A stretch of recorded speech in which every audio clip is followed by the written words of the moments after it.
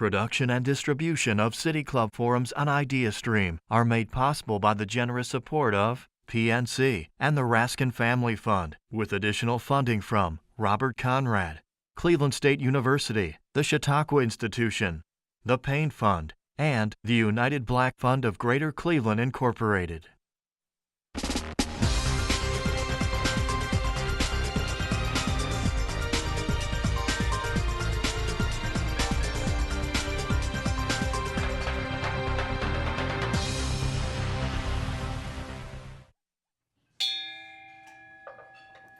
Good afternoon and welcome to the City Club of Cleveland. I'm Roz Medorsky, a senior at Cleveland Heights High School and a member of the Youth Forum Council. I'm so happy to welcome you to today's forum, a conversation on censorship in education. Censorship and restrictions placed on school curriculum is nothing new. In 1925, the famous Scopes Monkey trial brought to light Tennessee's Butler Act, which restricted teaching human evolution in any state-funded school. Early in October this year, the public school district in Biloxi, Mississippi, continued the long-enduring tradition of banning the book To Kill a Mockingbird from being taught in their public schools. This type of restriction could reappear in Florida. A hearing officer is now hired on every school board in the state to review complaints filed by parents or county residents on instructional materials. While it is not subject-specific, there are worries that it will target science and controversial subjects like climate change. In the West, Utah only recently overturned a law that silenced LGBT topics in schools. The United States does not have a national curriculum, leaving the state, principals, teachers, parents, and community members with the power to shape students' education. But who should decide to teach in public schools? Who should decide what to teach in public schools? What should we teach? And is anything off limits? Our first panelist today is Meryl Johnson, a member of the State Board of Education and who taught in the Cleveland Public Schools for 40 years. Our second panelist, Tracy Strobel, is the Deputy Director of the Cuyahoga County Public Library. Finally, our third panelist, George Golden, is the Director of Closing the Achievement Gap, a program that assists at-risk male students of color in graduating from high school. Here to guide our discussion today is Youth Forum Council member Revelation Sanders.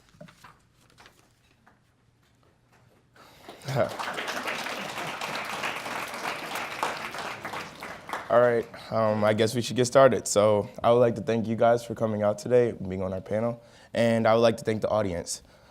Our first topic of discussion, well, not topic, but question, is what topics are the usual targets of censorship and book banning in schools? Starting with Ms. Johnson, please. Well, I did some research, and it seems that the targets that are usual targets are language, words that a particular person or group of people may not find appropriate. There have been some religious issues that have been looked at for banning. And I think also I read that there's some sex issues, where parents or teachers may feel that that's inappropriate. So those are the three that I found to be the most common topics for banning. Definitely. Ms. Tracy? Certainly, you mentioned religion, science. This day and age, this is such a relevant topic because today many people have fears that that things such as climate change or evolution could be banned, giving kids a restricted point of view on different topics of interest.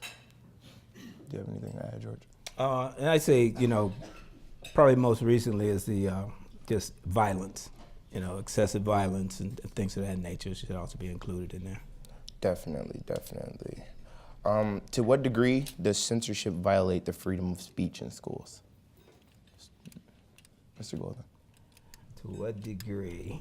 I don't know, in the reading that I was doing, it has the potential to prevent people from learning different things and so forth. But I think that's only applicable in a situation where it's utilized, as a weapon, so to speak. I definitely feel that we need it, but it should be exercised with the cooperation of people who are pro as well as con in reference to presenting the right kind of material that should be brought out so that folks get a well-rounded education, if you will. So do you believe there's a balancing point, like a point where everybody feels that there's... It can be, but with humans being humans, everybody wants their point to be the point. So, it's going to be conflict. But I think that if you keep in mind that our goal is to provide our students with the most well-rounded education, then parents, the community, educators will come to a common ground so that happens. Definitely. Would you like to add anything? So I think that genuine learning comes from a place where you learn about all perspectives on a topic, consider those perspectives, and then make up your own mind. And in order to learn about all perspectives, you need to have access to the information that describes different people's outlooks on a given topic. It's important to have that broad range of information and perspectives in order to come to an opinion of your own. You all are of an age where you're certainly more than capable of kind of developing your own opinions on different and potentially controversial topics. But if you don't have access to information on a broad range of perspectives, then you can't make an informed decision about how you feel about those topics. And having taught for 40 years in the Cleveland District, one of my goals was always to make sure that my students had a safe place where they felt they could express themselves however they wanted. And when you start limiting or what students can read and what kind of material is available, then it sends a message that every opinion is not welcome. And so I think that really infringes upon the freedom of speech of students within the classroom. Of course, you have limitations and you have to set criteria, but if you're saying no, we can't read this because there's something in it that I don't think you should read, then to me that sends a message that every opinion or view is not welcome, and students need a safe place to be able to express themselves. Definitely. And kind of like feeding off of this, recently in schools in their districts, they've been banning the book called To Kill a Mockingbird because of racially insensitive language. How does censorship affect the quality of education, or that quality of education? I don't know, I think, that drum has been beaten to death as far as the book To Kill a Mockingbird. And it was pretty much based on the utilization of the N-word. And I think, again, this thing has been taken out of that, as far as my opinion is concerned, and that I think the focus could be on something more relevant than the book To Kill a Mockingbird. Right, definitely. I think that every young person needs the opportunity to be appalled. And without the exposure to appalling language or insensitive language, you may not grow up knowing that existed and learning from that and learning how to be a better person and a more sensitive and empathetic person. And if you don't have that exposure, you never kind of have that sense of, oh, I can't believe they used to talk like that. And you may not be as motivated to change the world in your own futures. Yeah, And I also think that authenticity is really crucial when students are learning. And it's not, and I agree, but it's not only the idea of being appalling, but it's just the idea of being able to experience how people actually talked and what was real. And for example, there's books now where the N-word is a term of endearment. It's not an appalling word, but it's just how people relate to each other. And so, again, I think the authenticity of literature is crucial for students to really learn, just to be able to experience what they should be experiencing. All right. Besides teachers and curriculum, students are sometimes censored, or how are students sometimes censored at school? Ms. Tracy. Well, I think that beyond just what the teacher or the curriculum can do, if topics are shied away from because they're uncomfortable or there's a fear of retribution from discussing topics, it's really a disservice to young people, because in order to be a successful adult in our world today, you have to be able to, you have to have exposure to lots of different perspectives and learn how to navigate through that. And even your peers can censor you by not being sort of too shy to bring up particular topics, or being uncomfortable with different situations. I mean, if we live a young life too protected, we're certainly not preparing ourselves to be adults and contributing thoughtful members of our communities in the future. Mr. George? I guess my pet peeve as far as censorship has to do with being mandated that there's a dress code, that you have to wear certain clothes to school. That to me is, I can't agree with that. I mean, so long as the clothes that you're wearing are appropriate, you shouldn't be just regulated to a certain color, a certain texture, and then so forth. So I see that as censorship myself. George and I are so on the same page. But having taught for 40 years, I had to follow the rules, and I understood the rationale for a dress code, because there were students who could not afford the expensive stuff, and they were being made fun of and bullied, and I get all that. But I still don't like dress code. I just, so I understand the rationale. But for example, let me give an example. In I think Lakewood, I went to a school board meeting in Lakewood recently, and they were allowing the students to determine what the dress code should be, which I thought was a really, really cool idea. Mm-hmm. So, you may have the same colors, but you can do something with it to make it look, really special and different. And so I like that students were being involved in determining what the dress code for the school district should be. Okay, so since you were a teacher, I'm going to ask you this next question. Should teachers' religious discretion be considered as a form of censorship? Should teachers' religious discretion Yes. be determined as a sense of censorship? A form of censorship. I don't understand that question. I don't. You mean, should we not be allowed to discuss our religion in the classroom? Is that Yes, what you're asking? because in private schools they usually you are allowed to teach religion, but in public schools you're not allowed. Well, I'm a strong believer in the Constitution, and we have a separation of church and state, and so I believe that if taxpayers are paying for public schools, then I don't believe that religion should be a part of public schools. Mainly because if I'm African Methodist Episcopal, and then I deal with my religion in the classroom, someone else may be something else, and that means their tax dollars are paying for me to express my religion in the school. And I don't believe in that. I believe in the separation of church and state. Definitely. Ms. Tracy? Mm-hmm.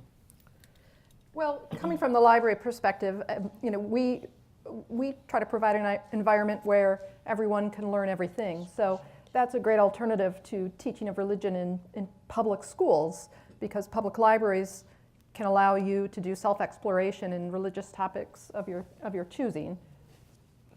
Mr. George? I don't know if I really have an opinion on the topic.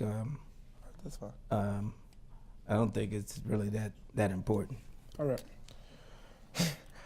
Who do you think should decide what should be censored in schools? Mr. George? Again, like I said, I think it should be, the parents, the educators, community leaders. It should be a joint decision about, what types of topics they would like their children to be exposed to. And I think if it's done with fidelity, then it'll be okay. Mm. When, I think censorship is negative is when somebody is trying to, they're trying to just sway it their way, right? For their own personal benefit or choice. But I think if there's a common mind in reference to what it is, we want our children to learn in this particular school, and it'll be okay. But we're dealing with humans. Yeah, I did some research on this, speaking as a member of the State Board of Education. The Ohio Revised Code 3301.0719 says that in school districts, the Board of Education shall provide an opportunity for parents to review the selection of textbooks and reading lists, instructional materials, and so forth.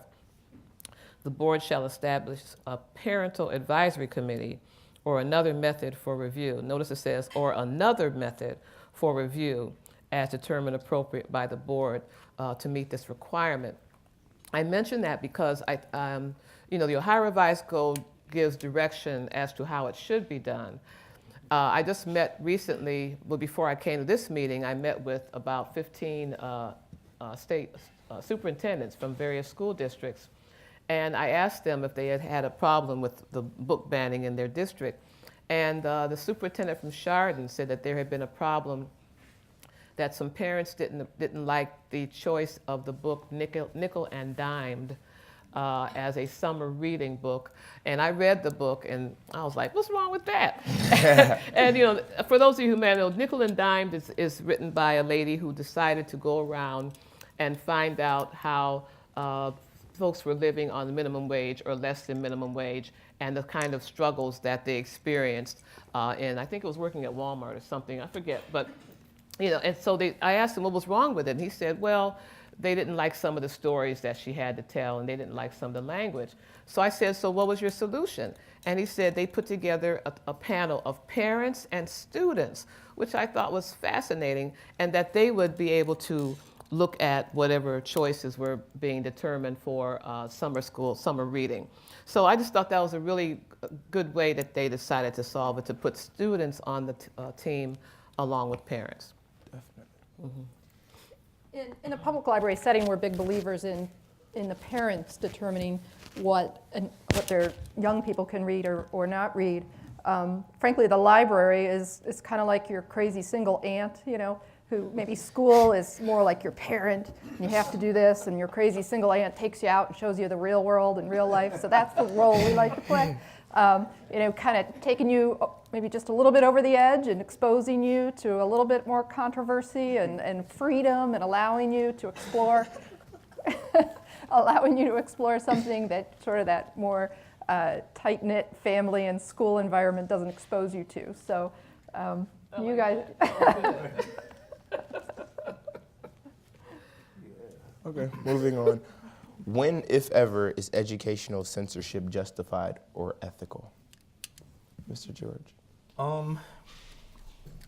Well, I think in reference to maybe topics for the lower grades, as it relates to explicit sexuality and things of that nature, then yeah, I mean, it's kind of obvious. Again, I go back to the common agreement that parents and adults who are responsible for the educational environment in which we find our children come to a meeting of the minds on. So it's going to vary. It would vary as far as I'm concerned. I would agree with that. I think age appropriate and again needs to be determined by parents. But I think age is really important when you come to if something is appropriate or not. Sure. And also just plain relevancy to your education. I mean, if it's not relevant to what you're learning in school, if it's not applicable, if it doesn't contribute to the curriculum, then it makes sense for it not to be part of the curriculum. And if you want to expose yourself to other areas of learning and other methods, then you do that independently of school. But I need to comment on the word relevant, though, because relevant in whose eyes? And then that becomes another controversy. For example, you may be reading something, and an issue may come up where there's bullying going on with a child who is LGBT. Then it may not be a part of the curriculum, but that topic still needs to be discussed. So relevance can sometimes be kind of, depending on who is there.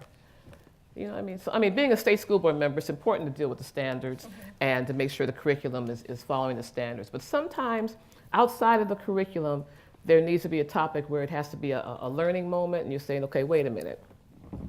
We got to have a discussion about this. So for me, that would be relevant, even though it may not be relevant to the curriculum. How could censorship be potentially harmful to the student body as a whole? I think it can narrow thinking, and it can limit your exposure to different perspectives, and which then ends up not equipping you to make the best decisions and form the best opinions for yourselves. And then in this environment, we're living in new times now. To me, we have an environment now where, unfortunately, in some people's eyes, hate is becoming the norm, which is real scary to me.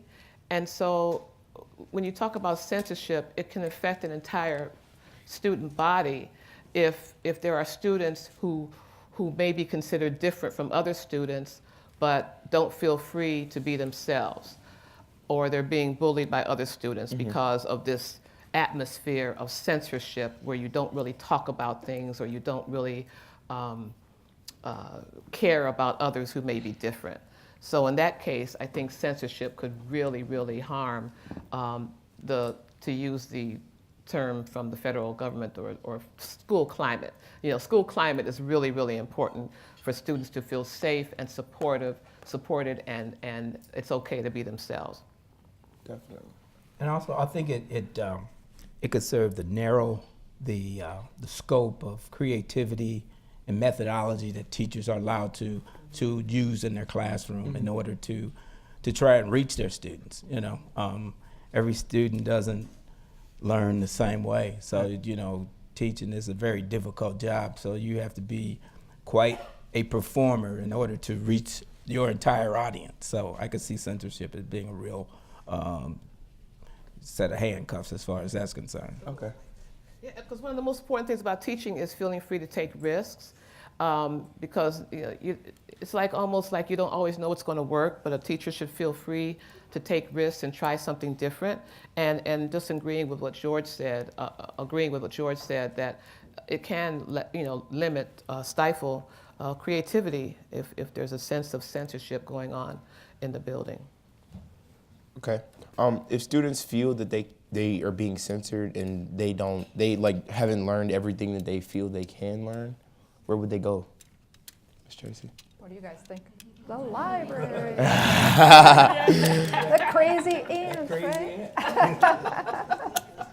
But seriously, I think it's incredibly important for young people to learn that there are different avenues other than school for learning. You never stop learning your whole life. And when school is over, sort of that structured learning is over, and you need to be, you need to have the skills and the curiosity to explore learning for your whole life. In the public library, or when you're in college, your academic library will be great environments to kind of go down that path, relying on professional library staff rather than just putting words in Google can often lead to much better, much more valuable results. And so I encourage you to take that path and to start learning how to explore on your own and satisfy your own curiosities beyond what you're learning in the classroom.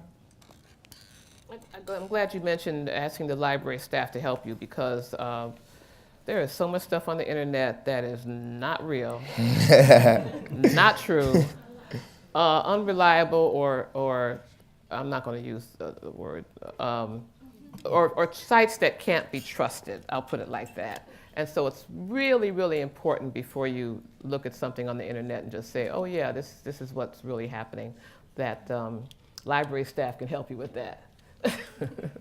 What's he said? Definitely.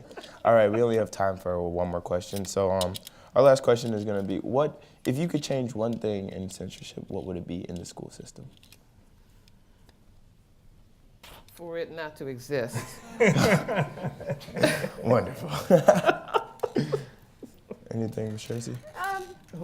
You know, I like what you said, Ms. Johnson, about involving students more. You know, I can't say that, well, censorship is a strong word, and I would agree that I don't want that to exist, but selection, Yeah. which is sort of a more gentle form of censorship, is important to select what's appropriate, what's, I'll say it, relevant.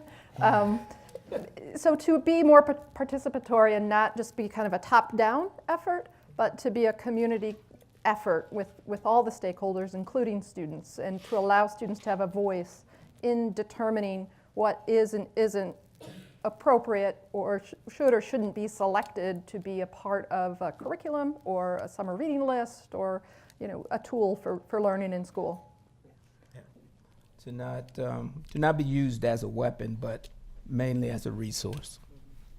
I just need to mention a personal experience during my teaching on why students are so important. I retired 5 years ago, and that was right about the time that more and more language was being put in books, and I love young adult literature, but just more and more words were being put in there that really weren't appropriate for students. And so I was so corny that the kids were like, "Ms. Johnson, we've heard those words before." I said, "Okay, well, if we're reading out loud, you have to go boop boop when you come to the word." So, you know, I didn't want them to read these words out loud, but you know, I had to change with the times, and we really do have to change with the times. I just need to share that. All right, thank you. Now we're going to go into our question and answer from the audience. Good afternoon, everyone. My name is Maddie Conley. I am a senior at Andrews Osborne and a member of the Youth Forum Council.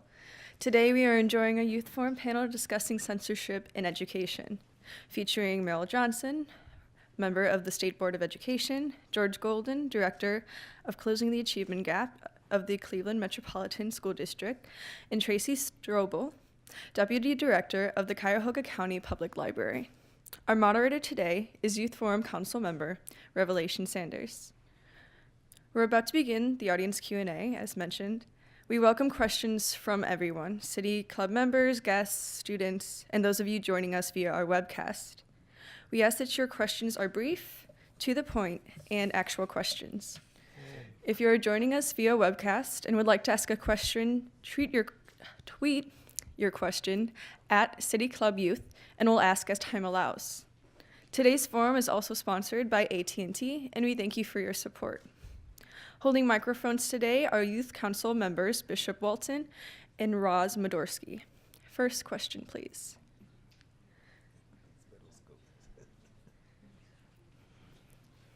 Hi.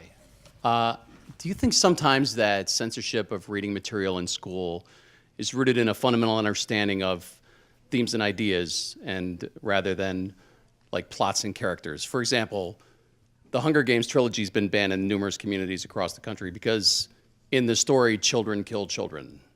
But no one would think about banning Shakespeare's Macbeth, which is an intensely violent play. Just wondering what you would think about that. I think when you say it's based more on themes, it's also based on the times too. And we just have, politically, I think we have more people being vocal in what appears in books. And I think that also would have a lot to do with it. I agree that it does have to do with themes, but I think that there's a lot of politics that gets played in that role too.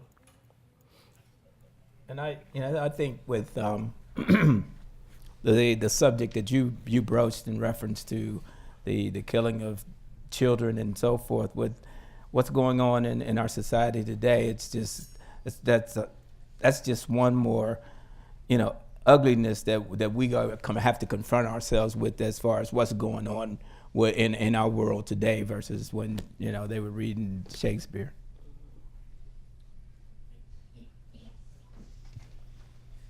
Hi, my name is Matt, and I go to Old Trail. And I was just wondering, do you think that the board of the school, or possibly even the state, should be pushing more schools to add so-called censorship boards where students and teachers alike could talk about these subjects and possibly reach a stalemate or some agreement between them.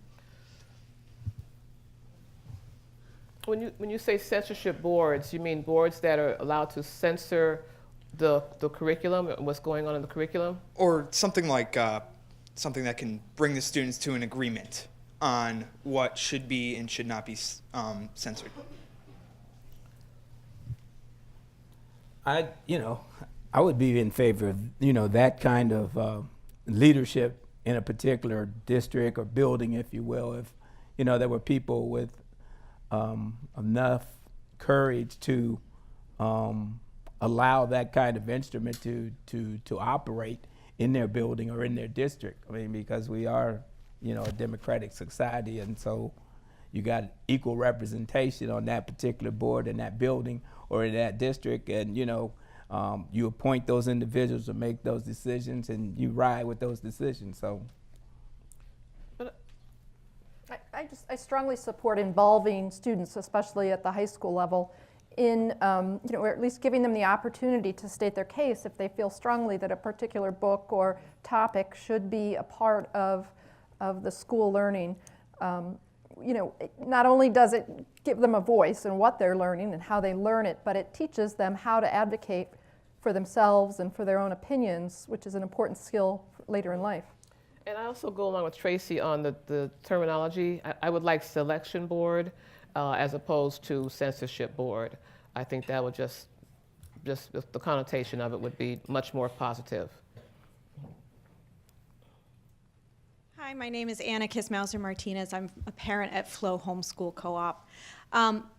We spoke today about, or you all spoke rather, about how there's not a national curriculum and that most of these selection processes are done by statewide school boards and then by communities when they're selecting the materials for their curriculums. Can you speak to the challenges? The culture or the country is so divided in different communities now, you see the way that our districts sort of split up. So you spoke about how Chardon had an issue with Nickel and Dimed by Barbara Ehrenreich, presumably because of some of the political connotations in that book. There is, when we are selecting materials, there's the risk of channeling ideology, not just censoring what could be challenging, but also picking materials that are that have things that could channel the way that we think about things. So Ayn Rand, for instance, is a great example of people finding, ideology. And so my question is in a divided nation, how do we kind of reconcile the difference between channeling ideology and selecting materials that are appropriate for everyone, and how communities might deal with that differently? That's a really good question. Let me just make one correction, first of all, in what you said. The state board does not determine curriculum. The state board, along with the legislature, determines the standards, and then local control determines what curriculum as far as materials will be used. So I just wanted to make that correction. But your question is really a complicated one. And I think the most that we can do is to teach students in a way, whereas I think George said earlier, where they're able to determine for themselves how they're going to feel about a particular ideology. But, and I know you're saying you're going to get that ideology channel depending on who's on that selection committee. And that's really hard for me to answer. I don't know. I just wanted to start out with that correction, but that's really a hard question. And I think it's why you need participation from many different perspectives in the selection process. I have 5 people at our library system who spend $8.7 million a year on reading material, viewing material. And it's a conscientious effort to make sure that all perspectives are represented in what they buy. They need to make that effort, because if they allow their own personal opinions to guide their purchasing efforts, then they're shortchanging the community as a whole, because our job, our policy is to offer a broad range of materials on all different perspectives. So if there isn't participation and oversight, it really is a danger. And if people aren't making that conscientious effort, if they're only buying Trump biographies and not Clinton biographies, we have a real problem, and it's a real disservice to those who are receiving those materials or that information. And that question is above my pay grade.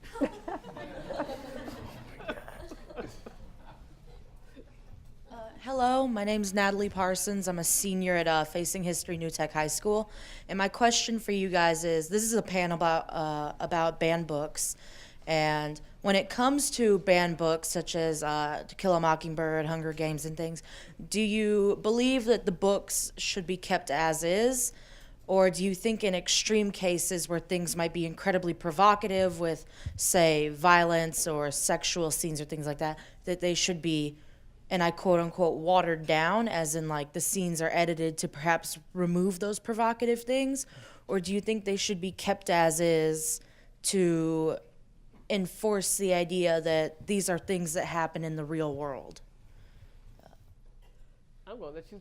I was going to answer, but I want to hear what the library has to say about watering down watering books. down is, offensive to me as a Yeah, librarian. It me kind too. of gives me a physical chill because there's an author or artist intent involved, Yeah. and you just can't change that.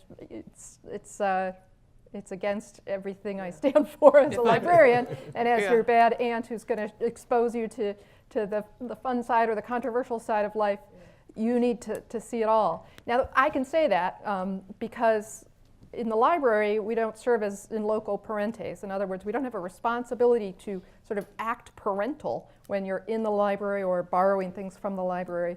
So it's a little easier for me to say that than the folks who actually work in the school, where they do have a responsibility to sort of be in the role of a parent when you're with them. If I ever write a book, don't you dare water down my stuff. I don't think you can just stifle someone's creativity. It just has to be a measure put on who is allowed to be exposed to that creativity. But you can't tell somebody you got to water your stuff down. Come on. They're made for TV. Yeah, right. Hi, my name is Natalie Sapula, and I'm a junior at Andrews Osborne. And considering that in the United States curriculum is set locally, do you think that we would benefit more from a national curriculum, considering that on a local scale it's more possible for certain ideologies to become dominant in the curriculum? When I look at what's happening nationally now, no way. No. I just think that local control is really, really important because of what's happening now nationally, and that's my own personal opinion, but I would not want to do that. I'm looking at, for example, the Secretary of Education, Betsy DeVos, and it has been researched very carefully that she doesn't really support public schools. So when you have a national Secretary of Education who does not support public schools, then that would be really, really dangerous to have a national curriculum. So I would not want to do that. Our leadership can't even come to consensus on what day of the week it is, let alone a national curriculum. So I would think it would be very challenging. And who'd want a cookie cutter curriculum that's nationwide? I mean, that school would be so boring. From Twitter. This is, does censorship have legitimacy in terms of creating safe spaces for those who are the minority or had traumatic experiences? Come again? Can you repeat that, please? Yeah, so this was from Twitter. Does censorship have legitimacy in terms of creating safe spaces for those who are the minority or have had traumatic experiences? That's really a good question, because I can remember reading something about there was a book that had a scene where there was a rape in it, and there was a young lady who had been raped and really reacted dramatically to the book. I still believe that censorship does not have a role. I think that what you do is you make sure that there are appropriate resources available if there are any students who would react in a negative way. But I don't think that legitimizes censorship.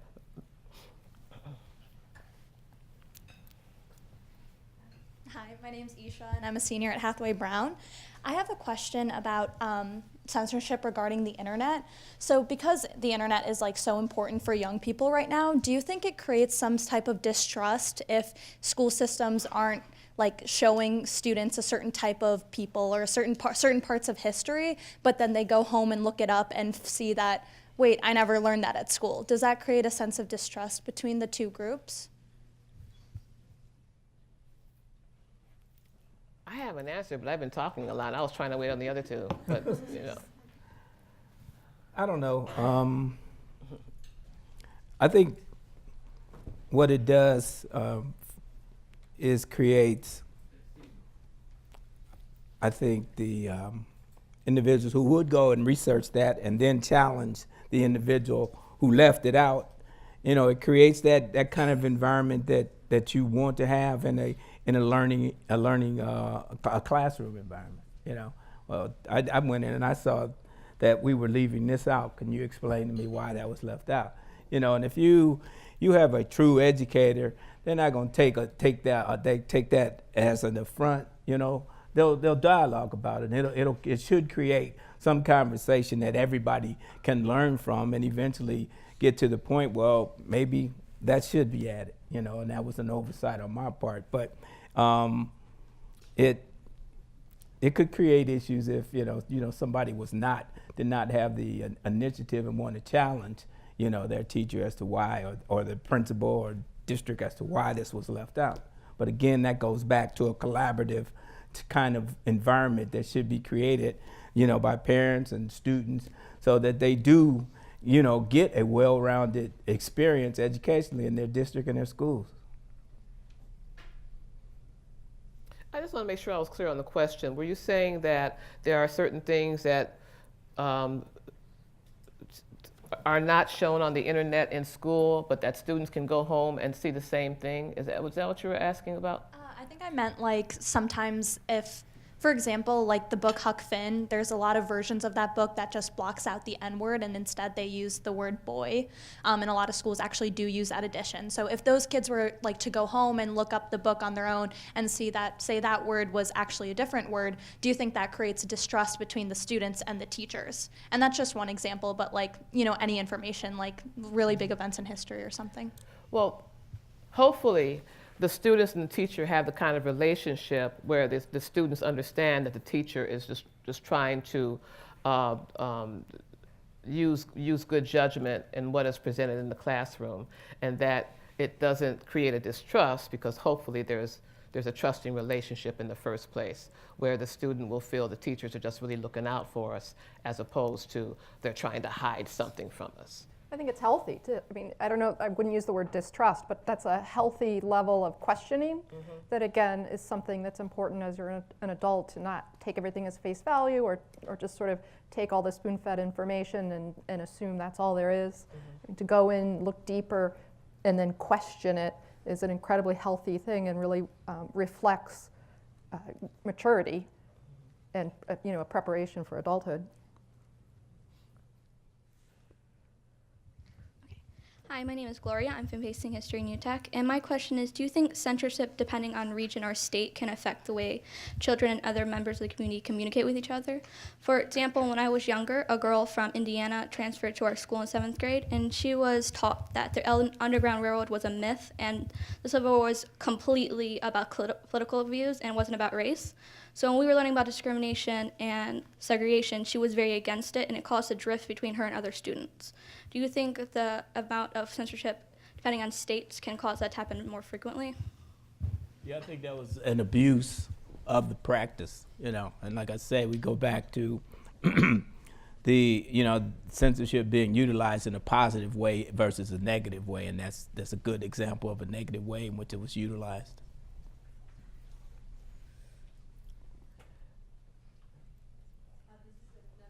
From Twitter for Tracy, what books have been challenged at the City of Cleveland Public Libraries or libraries overall recently? With the Cuyahoga County Public Library, and I think that more than books these days, we get challenges on DVDs. We get challenges on the fact that we don't filter the internet. So same kind of just a more modern version of censoring books or banning books. And in terms of what kind, a lot of it is violence as opposed to what you might think in terms of something more graphically sexual in nature. It's about violence. Some of the, Saw 17 movies and that kind of thing, that the fact that libraries do collect those and that the ratings are not a factor in who can and cannot check out movies. That is the typical sort of questioning that happens that one might call censorship. You find with music too? Pardon me? With music, maybe? Correct. Also? Yeah, I mean, explicit lyrics, that kind of thing, Yeah. on CDs. But at this point, it's sort of waning because through streaming other music or video content, getting the DVD or the CD is not as typical as streaming it, which doesn't necessarily need the public library to do. So even that is waning at this point. Hi, my name is Alyssa. I'm from North Olmsted High School, and I kind of thought, do you even think it's right or beneficial to censor things that are true or relative or relatable to students in the first place? If it's all, we live in a world today where things are just going to be shown to us and we're getting ready for the real world, but you don't get to walk out into the real world with censorship because you have to see everything. So in what way is it beneficial to censor things in a place where we're supposed to learn about life? I think censorship has to be utilized the same way, like your parents would expose you to certain things at this age and then wait till you get to another age and to bring more exposure to you. So that's the way I feel censorship should be utilized in cases. It should be relevant to the target population that we're dealing with. And again, if it's used with fidelity, then it's all good. But it's only when it's used as a weapon to try and just bully your point across because that's the way you feel that I got a problem with it. Yeah, I think it's really age-related, and you've said that a couple times now. My kids are 8 and 11, and I wouldn't want my 8-year-old daughter really, she's not ready for reading or watching 13 Reasons Why. But at 14, I'll sit down and watch it with her for sure, because I think it's a really important message to a young teenager. But she doesn't have the intellectual capacity as an 8-year-old, almost 9-year-old, to consume that story and really consider the consequences of that young girl's actions. So she's not ready for that to influence her. But 13, 14, 15 years old, it's a really great thing for young females especially to be exposed to. And I really like that you said you sit down with her and watch it.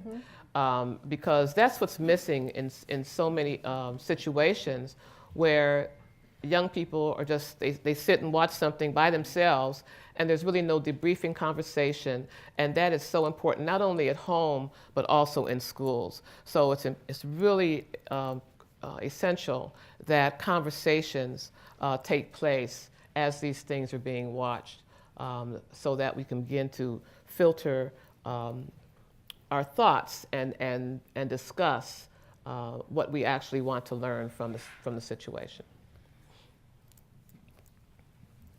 Hello everybody, my name is Bobby Voth and I go to Old Trail School. I would like to elaborate on Matt's question a little bit more. How much power do you think children have in these boards compared to adults? How much do you think their opinions influence and gauge how much they should make the decisions besides the adults? That's a really good question. I would just say it depends on how much the adults in the group respect the opinions of the students, and hopefully, I would hope that the decisions would, that there would be a mutual respect between the adults and the students when determining what should be used as a curriculum. And how well you can articulate your case. If you feel passionately that a particular story needs to be a part of your education, and you develop a case and respectfully and articulately convey that to the adults, they will listen. And then if they don't listen, then you go back to your group and you gather, and your voice gets louder and louder as more of the same messages are coming across to them. You know, if they hear that again from most of the students, that this is what the students want, then, you know, chances are they'll listen more than maybe if it's just one individual expressing that opinion. And a great experience in advocacy, and being able to advocate for a cause, and there's a lot you can do when you're advocating to make your voice, that, like George said, make one voice more powerful.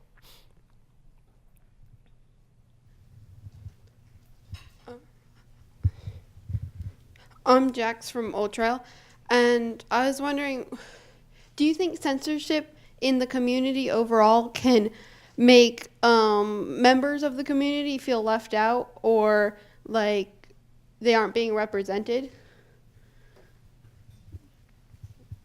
I think that's one of the biggest risks with censorship overall. If there's a story about a topic that somebody feels close to and that story is banned, then that's a personal affront to the person close to that story, right? If that story isn't valuable, then neither am I, is what a person could think if they're a part of that censorship. And it's very dangerous. And in the classroom experience, if one student feels unsafe or not supported, then that the rest of the students will begin to feel that way too. So it can start with one, and then that community can begin to feel that we're not appreciated, we're not cared for.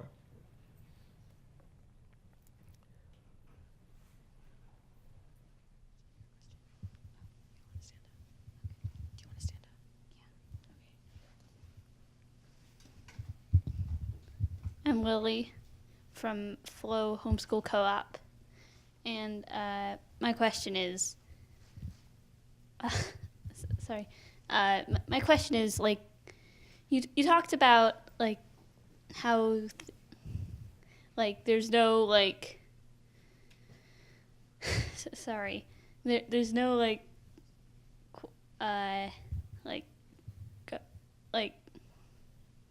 government curriculum or federal national curriculum. How much power of censorship exactly could a public school just be like, okay, we don't want to teach that cells exist, and then like how much can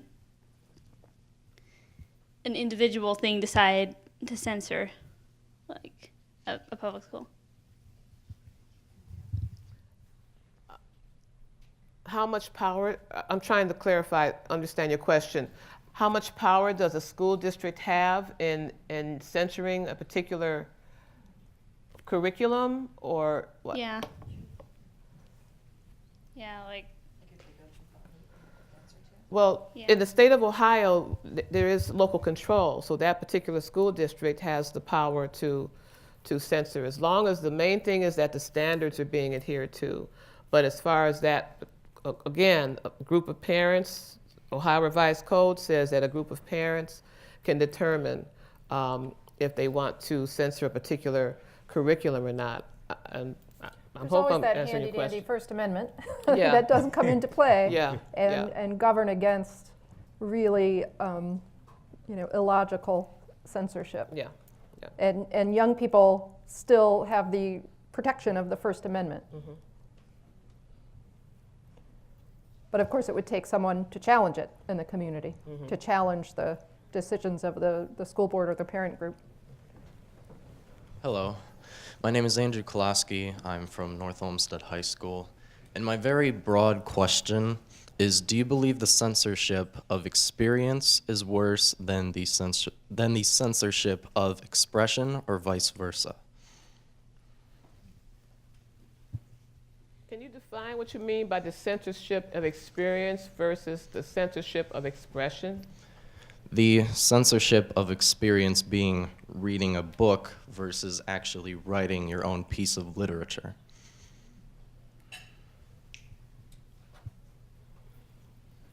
I think they can be equally as threatening. I mean, censorship is censorship. So if you're keeping me from reading a book because of something, versus you're keeping me from writing something that I choose to write, is that what you're asking? Then I think both of them could be as damaging.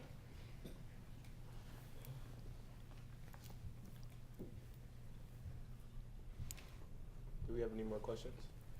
Oh, Matt, Ross. I think we might be out of time. They're trying to tell you we're out of time. Yeah, I'm sorry. Didn't notice. Good afternoon, everyone. My name is Isha Lele, and I'm a senior at Hathaway Brown and the secretary of the Youth Forum Council. Today at the City Club, we have been enjoying a forum with Merrill Johnson of the State Board of Education, George Golden, director of the Closing the Achievement Gap in the Cleveland Metropolitan School District, and Deputy Director Tracy Strobel from Cuyahoga County Library Systems as part of our youth forums sponsored by AT&T. We appreciate your continued support. Additionally, we welcome students from Andrews Osborne, Campus International High School, Citizens Leadership Academy, Facing History New Tech High School, Flow Homeschool Co-op, North Olmsted High School, Old Trail Middle School, and St. Martin de Porres High School. If you enjoyed today's forum, join us on Thursday, January 11th at noon for Missing Faces, Creating a Reflective Democracy, another youth forum of the 2017 to 2018 school year. And that brings us to the end of today's forum. Thank you, panelists. Thank you, ladies and gentlemen, for all your questions and attention. This forum is now adjourned.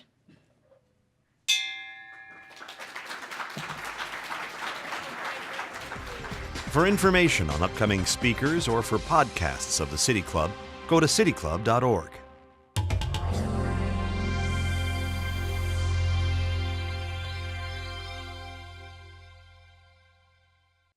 Production and distribution of City Club forums on IdeaStream are made possible by the generous support of PNC and the Raskin Family Fund, with additional funding from Robert Conrad, Cleveland State University, the Chautauqua Institution, the Payne Fund, and the United Black Fund of Greater Cleveland, Incorporated.